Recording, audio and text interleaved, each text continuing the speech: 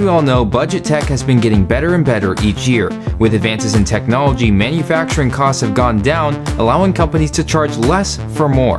However, unfortunately, this is not the case with the NuuMobile G3 Plus. Hey, what is up guys? My name is Luke and welcome back to another episode of Techno Minute. In today's video, we're going to be taking a look at the NuuMobile G3 Plus and talking about why it tries to do too many things at once and ends up not doing anything that great. Now, I've seen a lot of videos over the past few months on YouTube praising this phone, and while this was sent to me by the folks over at NuuMobile, I won't be able to recommend the device, and here's why. Alright, so before we begin, make sure to hit that subscribe button so you don't miss out on any future episodes. Now, starting off, we're going to break down this video into 7 categories: look and feel, performance, camera, display, battery life, fingerprint sensor, and finally the price. Now, initially I was very impressed with the G3 Plus. It had a fairly good weight in the hand, the glass back looked amazing with a dynamic reflection, and the overall feel said premium. However, this is where these good impressions stopped. Performance is where this phone lacks the most. Now, on paper, the 2.3 GHz octa-core processor with 4 GB of internal RAM should make this phone pretty dang fast. However, in a day-to-day use, it was just jittery and slow. It was kind of like using previous versions of Android when Android lag existed. Now, this isn't to say that the device is unusable. On the contrary, it's very usable. However, it's just not enjoyable and it's sometimes frustrating. Now, out of the box, I immediately noticed the jitteriness of the phone. Scrolling through apps like Google and Twitter, you can clearly see the stutter that this phone has. Apart from that, the phone seems to be running almost stock Android. However, there's no support for unlocking the bootloader to either root or install custom ROMs. Now, as far as gaming goes, I really didn't experience any slowdowns while playing. This being said, load times were significantly longer than normal, and the loading animations were very stuttery in the beginning.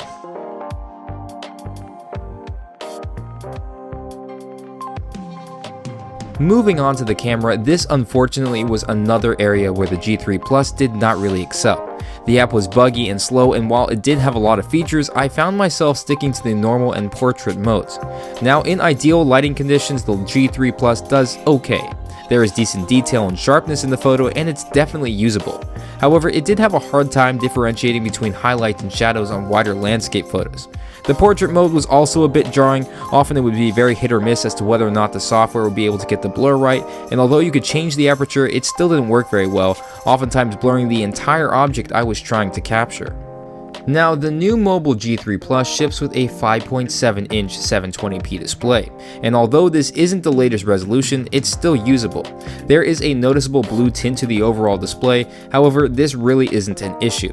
At the top, you'll notice that they tried to round the corners of the screen, however, upon closer inspection, it is clear that it is squared off.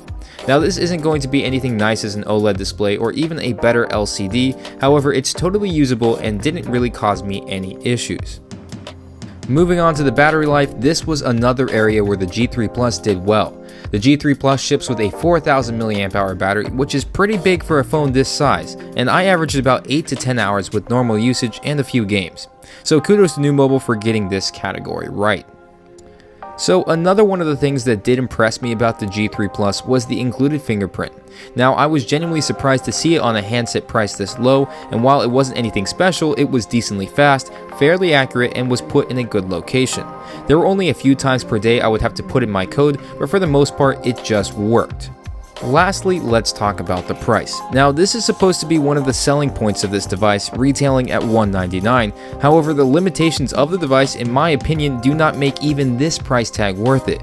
The lack of attention to performance and camera quality makes it feel as if NuuMobile put all their focus on battery life and looks instead of actual usability. Now, I know this seems harsh, however, you could get a 3 or 4 year old flagship phone for around $200, such as the OnePlus 3T or even an iPhone 7, and you would get far superior quality in all areas. It just feels as if NuuMobile put all their eggs in one basket and left them in the chicken coop. Also, I forgot to mention that there is no headphone jack and the singular speaker is pretty bad. Alright, so I don't normally like to do these types of negative videos, but unfortunately with the NuuMobile G3 Plus, there were just too many issues to overlook. This being said, I do hope NuuMobile listens to the things I said to do in the video, and I'm excited to see some of their new products. Well, that's going to wrap it up for today's video. If you enjoyed this video, please make sure to smash that like button and consider supporting the channel by hitting subscribe. Anything else you'd like me to know, put it down in the comments below, and until next time, Peace.